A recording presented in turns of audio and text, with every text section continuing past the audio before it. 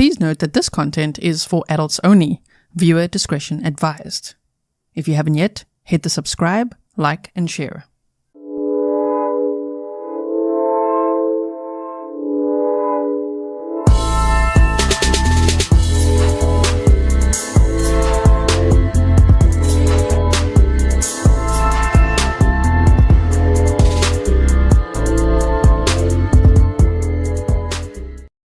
Hello everyone and welcome back to another live stream with me, Grizzly K. This is Grizzly True Crime, and if you are brand new here, I am from South Africa, living in the Netherlands, otherwise known as Holland, and it's great to see all of you from all over the world. We've got a wonderful international audience here that we call the Grizzlies. So thank you so much for being here. If you haven't yet subscribed, please do so. If you could like and share, if you could share this episode with hashtag DV awareness and coercive control, that would be helpful. And I've also put some hashtags in the description box for you. So this case comes with a trigger warning. I know there's a lot of people in this community that have survived domestic violence situations. So it is about that. And then it's also a murder case. And then also the suspect is facing the death penalty and the charges that he's finally going to go on trial for from tomorrow, okay? So tomorrow we'll be opening statements. I'm not too sure yet if any local news will be covering it. And remember, the time zone for me, oh damn. But we shall see, okay? We shall see what happens. Thank you so much, Pernille. Welcome to all my moderators. Thank you so much for everything you do. Welcome to all my patrons and all my members as well. All right, so now, I've got a presentation here for you, which is right here, so that we can go over everything, that you can have as many facts as possible that I've gathered for you about this case since I heard about it. Scary, scary case, because this lady did everything right. Yes? Okay. So, Dr. Amie Harwick was born on May 20th of 1981 in Sellerville, Pennsylvania, and she was the adopted daughter of Penny Kaufman and Tom Harwick. She grew up in Lansdale, Pennsylvania, and graduated from North Penn High School in 1999. You could see there's already a typo there. I need a little typo jar. In 2001, she moved to Los Angeles, and she completed her undergrad studies at California Polytechnic State University. Amie was a model for Playboy, for Stop Staring Clothing, and Coffin Case. She authored a book, created podcasts, wrote magazine articles. She was also a personal trainer. She released an exercise video. She loved horror movies, collecting taxidermy, and many objects in formaldehyde jars. She was quirky and fun. The camera loved her, and she was becoming a photographer herself. Rachel Boyce, thank you so much. I really appreciate it. Internet says I usually don't use the emojis, but I really love this one. This one is for domestic violence awareness. If you guys didn't know, it's a purple heart with a purple ribbon as well. By the way, yesterday was 2 years since Gabby Petito was murdered. And so her dad is asking that we all share missing persons flyers in honor of her. Remember, her light remains. And I just think her case, man, it raised so much awareness for domestic violence. So, yeah, that's why I thought of it now, because of the emoji in this case as well. So thank you to everyone on Twitter who's doing that, sharing it, and retweeting all my tweets as well. This is, in fact, Drew Carrey's ex. Yes, Spice. Okay, so she received her Master of Arts in Clinical Psychology from Pepperdine University and her Doctorate of Human Sexuality from the Institute for Advanced Study of Human Sexuality. She later became a licensed marriage and family therapist. She loved music, and her favorite was actually heavy metal. She also said Depeche Mode, and she liked the Beach Boys too. So all kinds of music that she just loved. That was all from her obituary.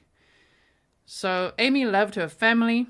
Her favorite visit every year was the annual CBD Cooking Baking Day, where she could see all of her cousins, her aunts, her parents, brother, nieces, and nephews. Of course, the visit always included cheesesteaks, pork roll, and Lebanon bologna. Bolognese. Okay. And so she became a well-known therapist in West Hollywood, specializing in family and sex counseling. So she's been on many shows, and her book did really well. And before she graduated from everything, the way she paid for her studies was hustling herself. She was like, she could perform with fire. She was, they said, a go-go dancer. She was modeling. She was a photographer. She worked in bars. Like, she really worked hard for everything that she had, for all the success that she had. So, and then eventually became a really well-known Hollywood, like, celebrity therapist. In 2011, in 2012, Amie filed a restraining order on an ex-boyfriend who was obsessed with her. His name is Gareth Pursehouse, and that is who is going to be on trial starting tomorrow. Opening statements are supposed to be tomorrow. So in Los Angeles. He once pushed her out of a car on the freeway, and once also forced her to the ground and kicked her in the face. He tried to suffocate her in May of 2011.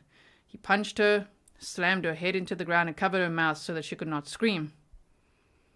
Now, just interesting to note, in California, the maximum length of a restraining order is 5 years. So she had at least 2 restraining orders against him.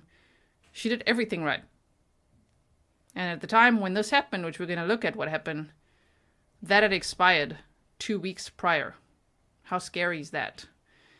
Leader Live says, love to our Grizzly community, love to you, G. Thank you so much. Okay. This guy just could not let it go. He could not accept a breakup. So we're seeing all the signs of a DV aggressor, as well as a coercive controller and a stalker and a harasser and just all of those things.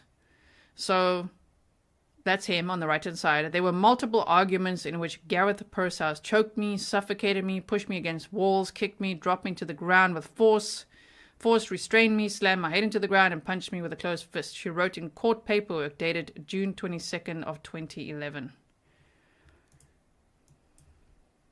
So again, trigger warning, because this could be upsetting for any DV survivors.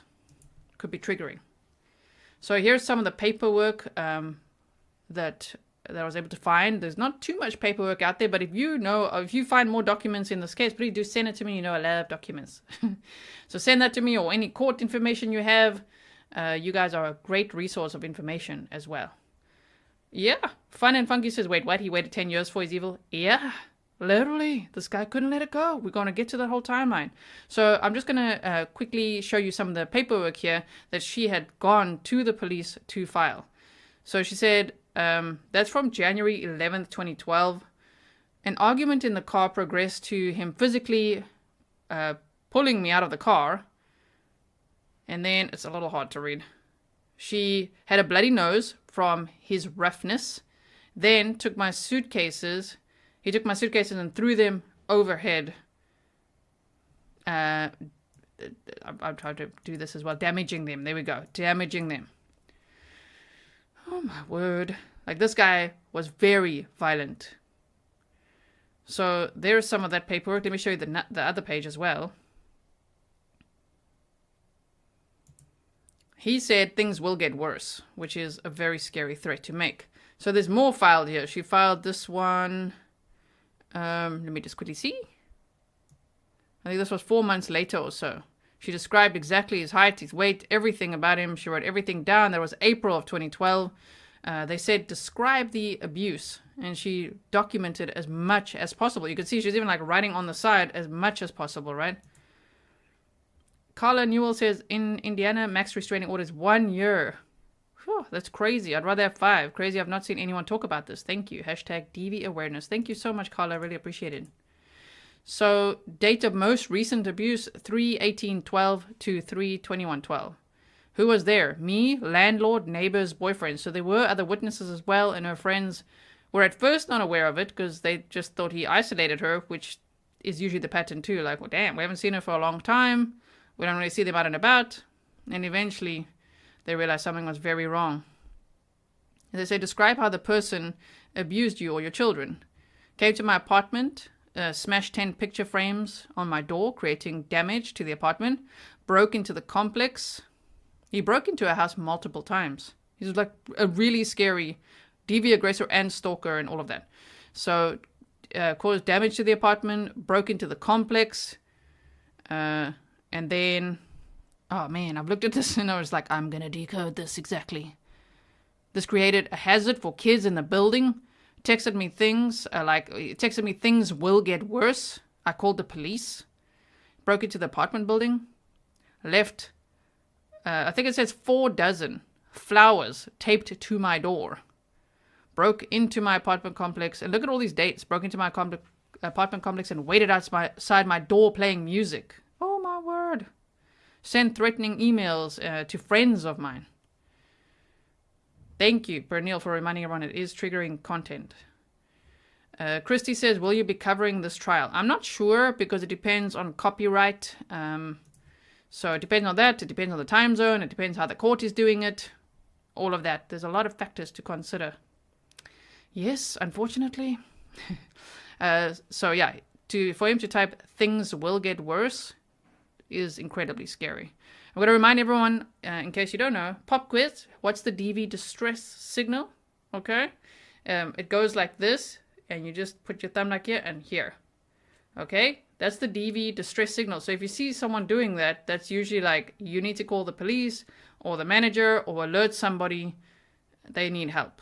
Okay. So please do share that if you can as well. You can also make like YouTube shorts or posts on social media sharing that as well. You just don't know if it could save a life. AC said, stalking is so scary. It is, right? Look at this maniac. Oh my goodness. So here as well, she said, every time she wrote his name as well, Gareth Pursehouse. Date of most recent abuse, May 2011. So this was not from 2011. In mid-May, there were multiple arguments in which Gareth Pursehouse choked me, suffocated me, pushed me against walls, kicked me, dropped me to the ground with forced restraint, slammed my head into the ground, and punched me with a closed fist. There as well, an argument in the car progressed. I think that was the same one. Yeah, the bloody nose from the roughness. Look at this guy. Oh, man. So, what a trial this will be. Trigger warning, everyone.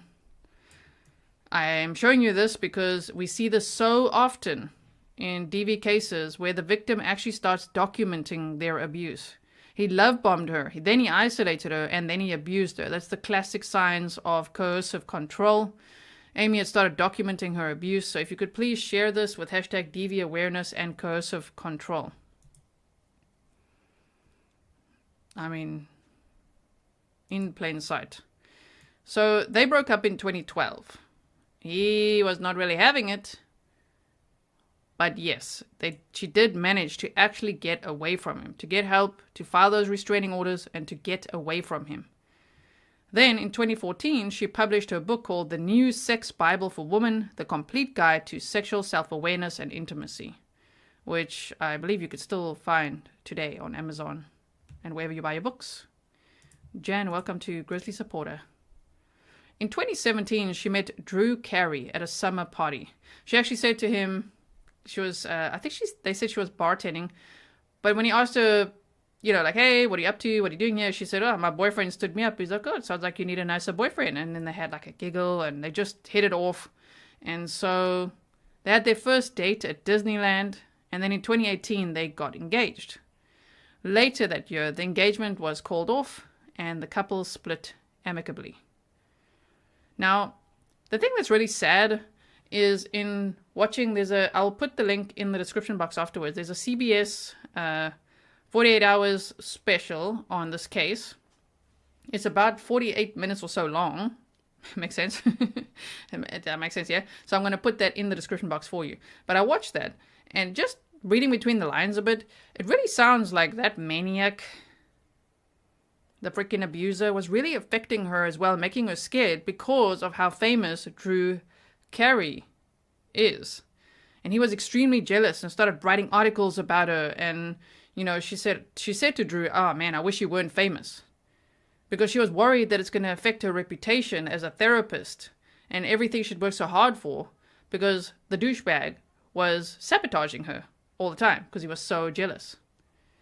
So every time that she appeared with Drew, every time, she was on his show, The Price is Right, where he introduced her as his fiancée, every time there was a public appearance or, tabloid photos or whatever, Here came the articles, the threats, and all of that. Yes. Yeah, right on. Josephine said they were going to get back together. This is so sad. It is. It is.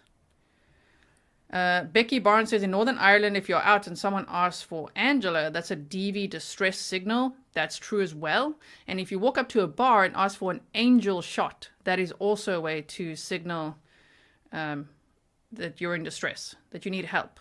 So most bartenders, I would hope, worldwide would know that by now. So otherwise teach them, okay, wherever you go.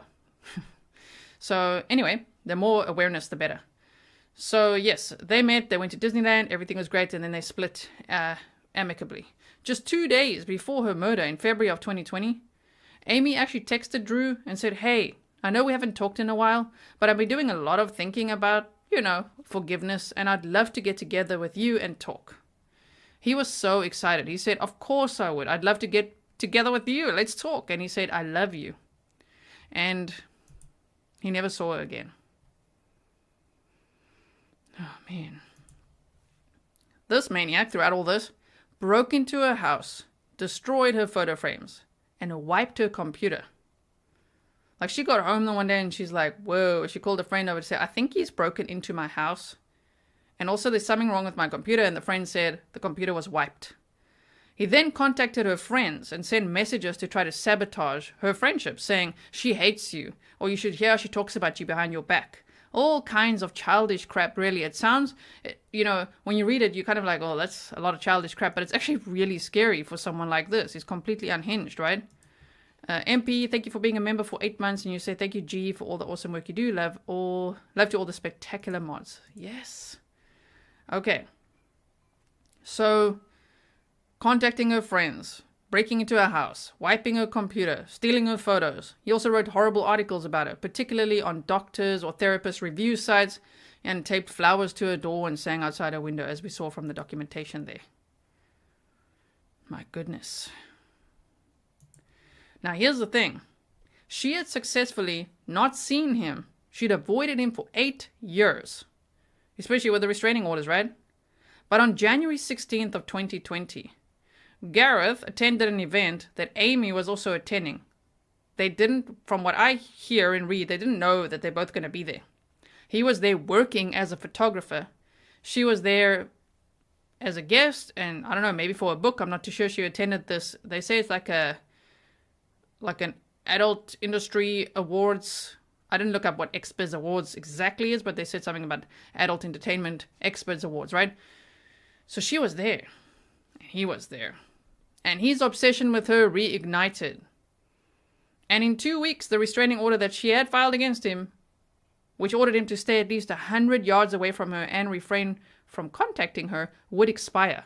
So from that event, 2 weeks from that event, restraining order would expire. That's scary.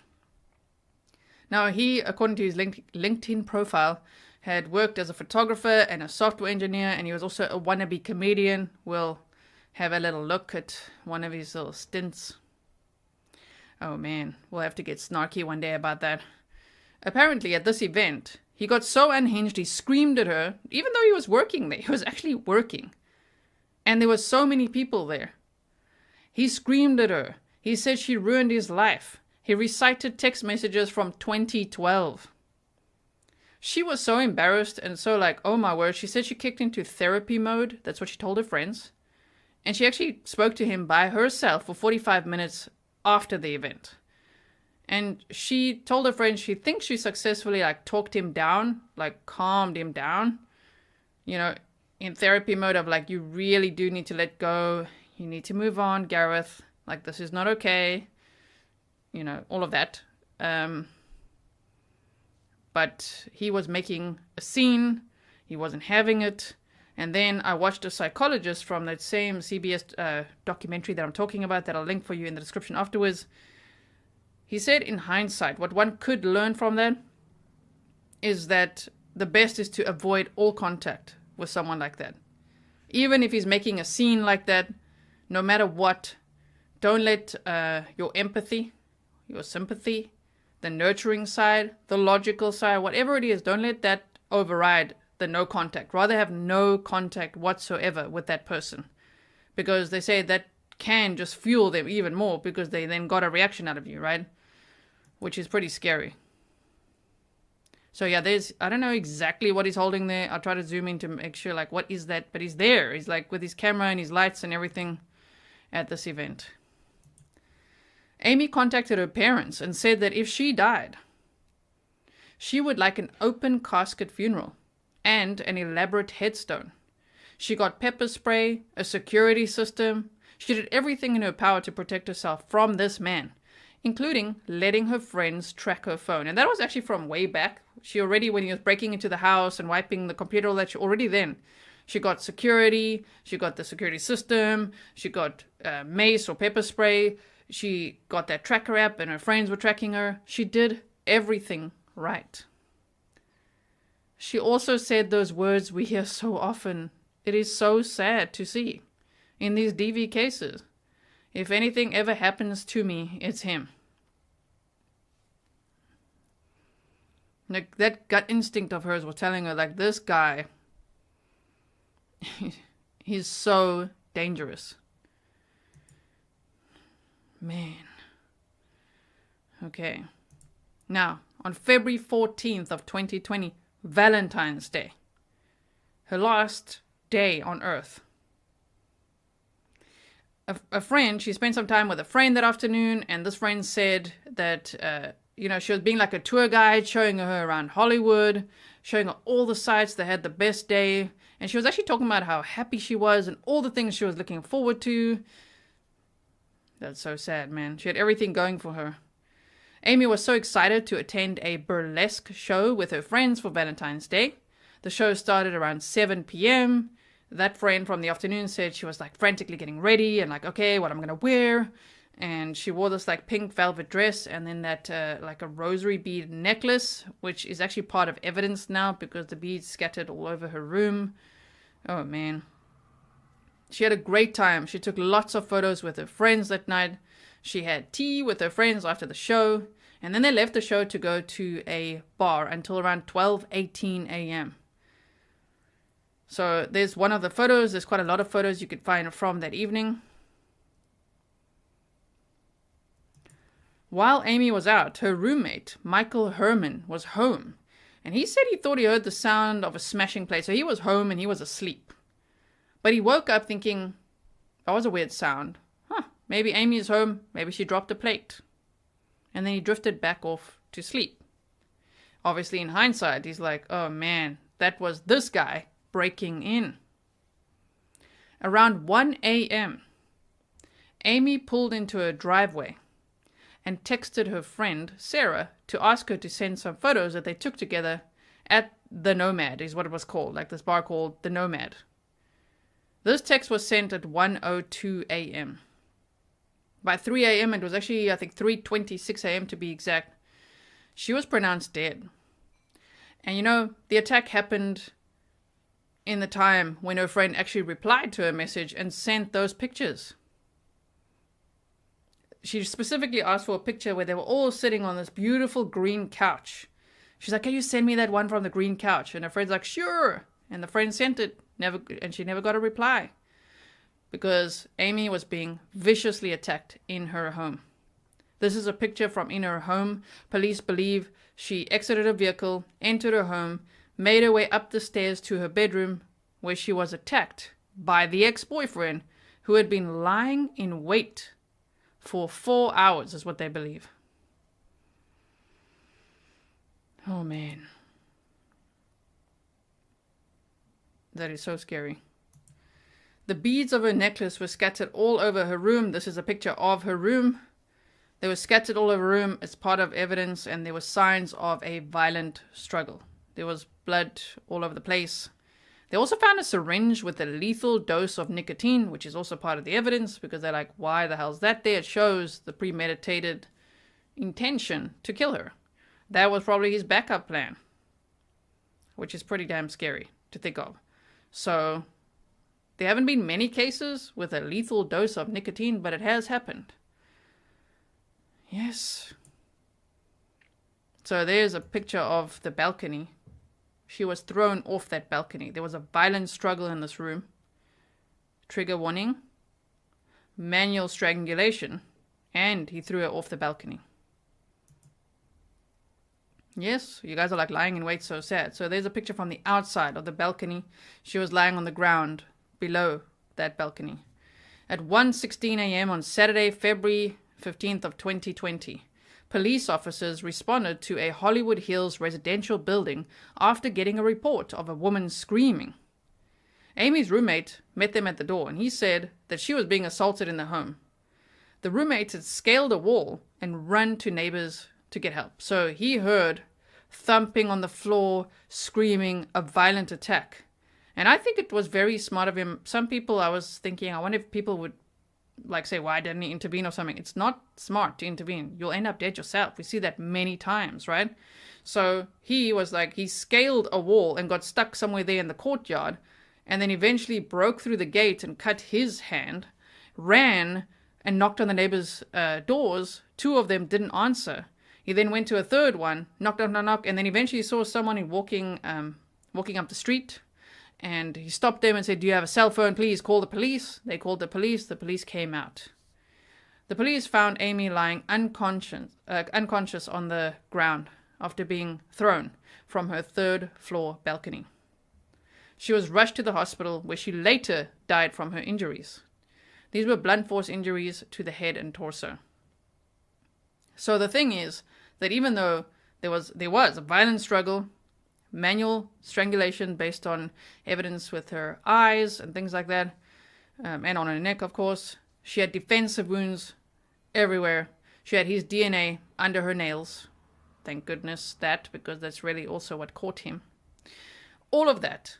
But she survived all of that, and then he threw her over the balcony, and still, she was unconscious, but still breathing and struggling to breathe on the ground. Man.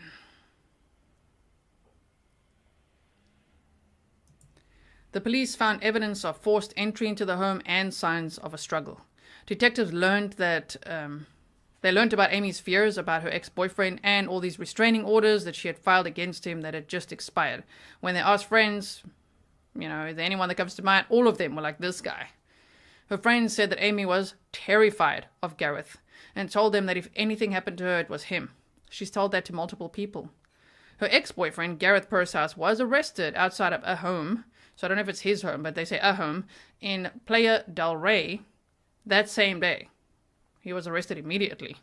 He was charged with 1 count each of murder. I don't know why they say each, but 1 count of murder and first degree, 1 count each, okay, of murder and first degree residential burglary. And then, along with the special circumstance allegation of lying in wait, and that means you could face the death penalty if convicted. I see a lot of articles say that he could face life without parole during, if he's convicted in this trial. But with this special circumstance, some other sources say he could actually face the death penalty. Yeah, okay. Let's hope for the maximum penalty for this dude. Faith in the Unseen says, appreciate your meticulous documentation and detail. Thank you so much. Yeah, Sonic Teal says, what a monster. And Woodland Creature says she did everything to protect herself, and this monster was allowed to keep roaming free even though she asked for help many times. Yes. So those are the charges he's facing. He was actually initially, when he was arrested, he was released on a $2 million bond, but then a few days later, they rearrested him and he was held on no bond because he is such a danger to society. I mean, look at what he did. Now, some of the evidence is they've got a ring cam or some cameras that saw an intruder enter the home. But they did mention that as he walked up to the camera, he put his hand over the camera like that. So he knew exactly what he was doing. And I believe he was like in dark clothing, and they can't, his lawyers will argue they can't prove that was him. And his lawyers are also arguing, even if he was in the house, you can't prove that he did anything to her. And they're like, hello, the DNA under the nails. And he's like, no. The lawyers are like, no, that could have been from any time. Oh, my word. Of course, they're doing their job. I get it. So some of the evidence is that ring cam footage. Amie had DNA under her fingernails, his DNA. There were signs that she was manually strangled before she was thrown off the balcony. And he escalated in his behavior since they broke up in 2012. And even in the relationship, he was abusive. He pleaded not guilty. Of course he did. The syringe left at the scene was also part of the evidence of his intent to murder Amie that night. She documented her encounter with him on her Gmail. You know that encounter at that event where they just crossed paths? Yes, she documented it all on her Gmail and said how scared she was that he's going to kill her. Never mind the conversation she had with her parents and all of that. So that's all going to be part of the evidence. And this is just a little bit that we know so far. Okay. You say if this is California, the death penalty is not available there. Interesting. I don't know. It's in, Los Angeles. Don't know exactly which jurisdiction now. We could look. But they say there's a special circumstance in California. That's how it's worded. Anyway, if it isn't, then life without parole, whatever it is going on trial. PT Notterman, thank you so much. You spoil Fury so much. Really appreciate it. Okay. So she said in that Gmail, he's malicious, highly intelligent, and intent on harming me. Like, how sad is that? Oh, man. Okay, so that is the presentation I've got for you. Now, here, let me just find this for you. So again, trigger warning. Here are some of the pictures from her autopsy where they show so many defense wounds. She fought for absolute life. Shame. So you can see Amie Harwick. There's a case number there. Place of death, hospital. Blunt force injuries of the head and torso. So there's that. Then over here on TMZ, they show that Gareth Pursehouse, the man accused of murdering Drew Carrey's ex-fiancée, Dr. Amie Harwick, once cracked a joke about Game of Thrones. It now seems especially unnerving. Sonic Teal says, I really enjoy your constant material and awesome research, G. Thank you so much. So this guy literally is making a joke of somebody throwing somebody else off a balcony, which is like, that's why they say. Harwick's alleged killer, who allegedly attacked her, they say allegedly a lot, yeah, TMZ, attacked her in her home and caused her to fall from a third-story balcony, posted his joke on Instagram in May of 2019 about the famous Game of Thrones scene from season 1, where Jaime Lannister pushes Bran Stark out of a window. So let's have a look at this quickly, because, you know, he thinks he's very, very funny. Okay, Game of Thrones, wait. first season. The brother and sister are up in the castle, and then the kid sees him through the window, and the brother has to go and throw the kid off and to kill him. And even though it's evil, I feel kind of bad for the brother, because even though he doesn't want to do it, his sister insisted. Oh, so hilarious. What a comedian. You heard right? This guy. Purshouse's pun is more about the incestuous relationship between Jaime and his sister, but the fact that it involves someone falling from a great height to their presumed death is certainly creepy. Here's some more pictures of Amie as well. Phantom. Oh, man. Okay, and so if we go here, I'm going to link this for you. This is a really great article, and they've also got this documentary, 41 minutes. Okay, 41 minutes. So let me just quickly go over this just to make sure we didn't miss anything.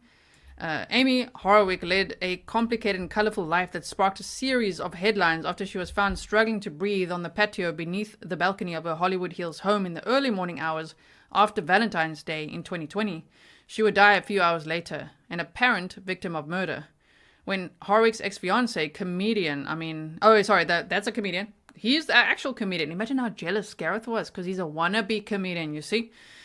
Oh man, Drew Carrey got the news. It was especially painful. I just started crying. I couldn't even stand up, Carrey told 48 Hours correspondent Erin Moriarty in his first in-depth television interview about his relationship with Harwick, her life and loss. Carrey's interview is part of this week's 48 Hours broadcast. It's called The Final Hours of Amie Harwick. Okay, so that is the one I recommend checking out. The couple had called off their engagement in late 2018, and their friends described the breakup as amicable. The two had fallen out of touch until just 2 days before Harwick's death, when Carrey says he received a text from her wanting to talk.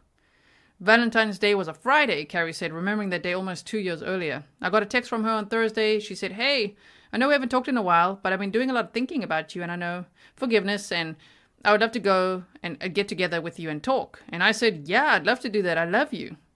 I say that to a lot of people, Carrey told her, but I mean it. And I was really happy, like, oh, it'll be great to see her again. Carrey, the host of The Price is Right game show on CBS since 2007, in case you're not from America and didn't know that, says, I have not watched the show. Okay, so I've never watched The Price is Right. Americans, is your jaw on the floor? Is that? Are you shocked? Okay. Says that he was in another serious relationship when he got Harwick's text. He believes that Harwick was seeking to forge a new future as friends, but the former couple would never get a chance to talk again. So there they are pictured there. Harwick died at 3:26 a.m. on February 15th of 2020. An autopsy later determined the cause of death as blunt force trauma. The medical examiner found apparent defensive wounds on her hands and arms, bruising on her neck, and there were signs of a struggle in her home. Police charged Harwick's ex-boyfriend, Gareth Pursehouse. I mean, that was like a decade, almost 8 years before. Like, oh my word. This guy charged the ex-boyfriend with her murder later the same day. He has pleaded not guilty. The horror of Amie Harwick's death continues to be difficult for Carrey. He was 58 when he first met Harwick, and then she was 35 at a Hollywood party where she was moonlighting as a bartender, Carrey said. It was 2017, and Harwick was a practicing therapist with a master's and a PhD, but had paid her way through school bartending and still took side jobs from time to time.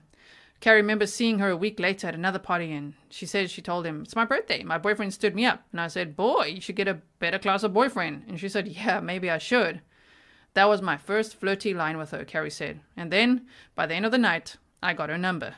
The pair fell into a fast romance. Our first date, we went to Disneyland, Carrey said. He says within weeks he was telling people at work how smitten he was.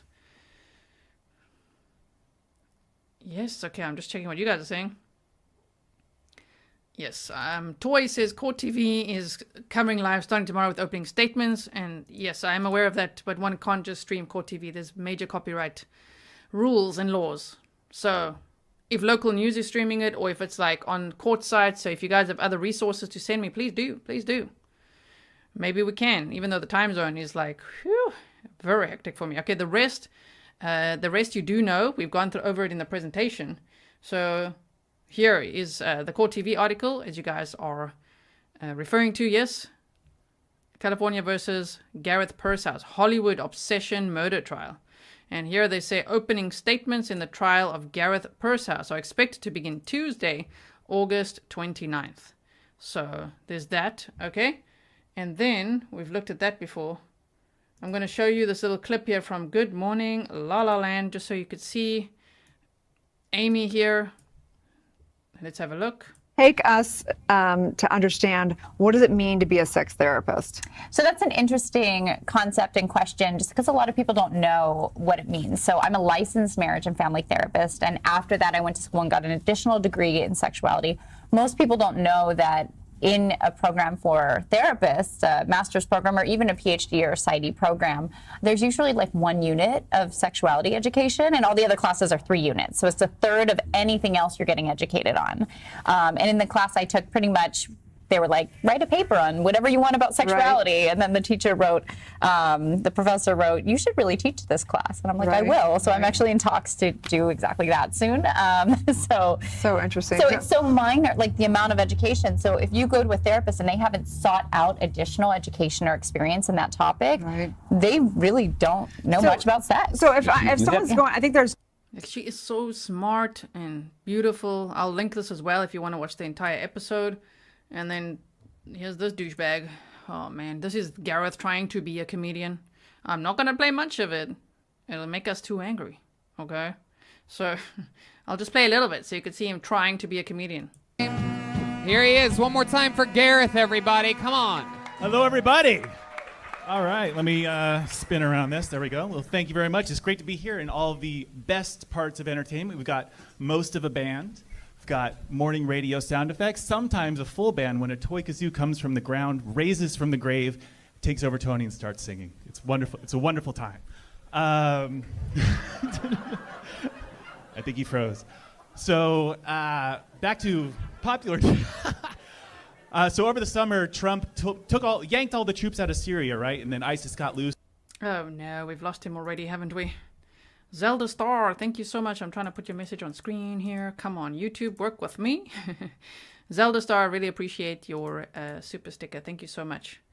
I don't know if we can handle any more of this guy, you guys. Oh, hell no. And I'll also link this article for you from CNN. If you want to read that, it's very detailed as well. But we've pretty much gone over all the details we can in this case.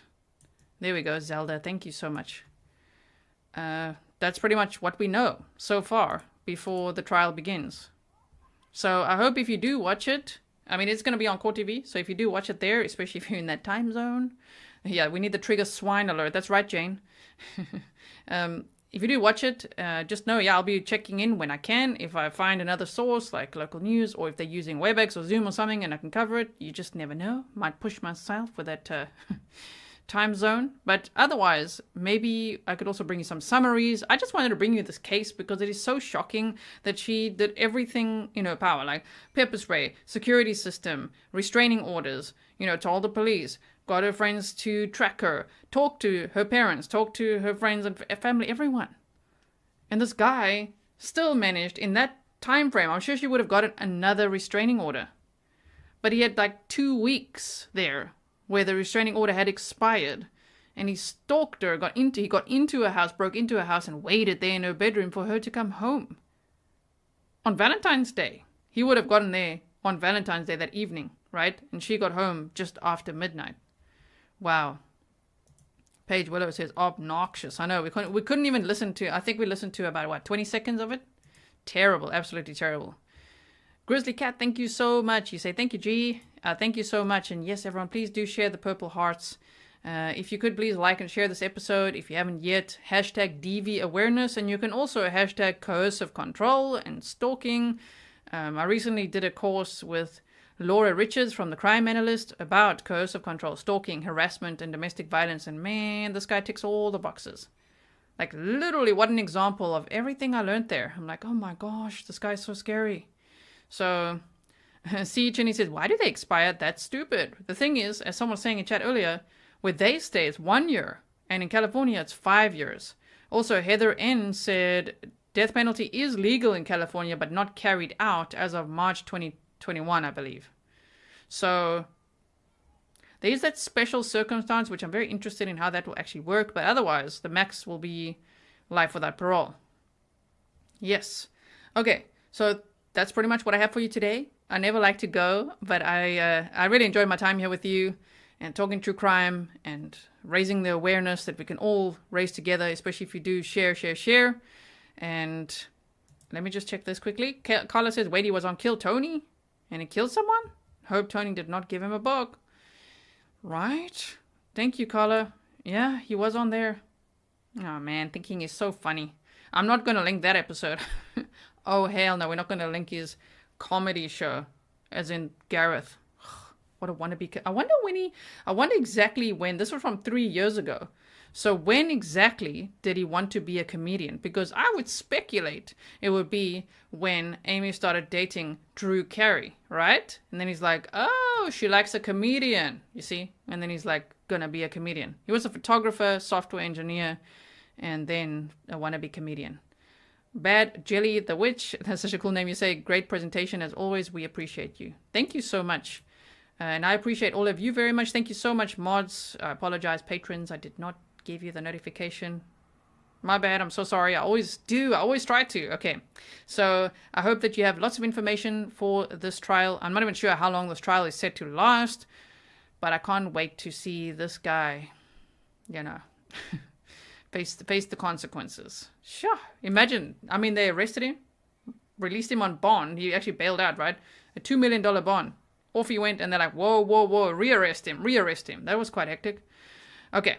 So thank you so much, and I will see you all again very soon. Stay safe, and remember to share the DV distress signal. You can also say Angela at the bar or an angel shot. All of those things are very helpful. You just don't know if you pass those lessons along to people. Anything you learn from these episodes, you don't know if it can actually save a life, okay? So thank you so much, and I will see you again very soon. Bye.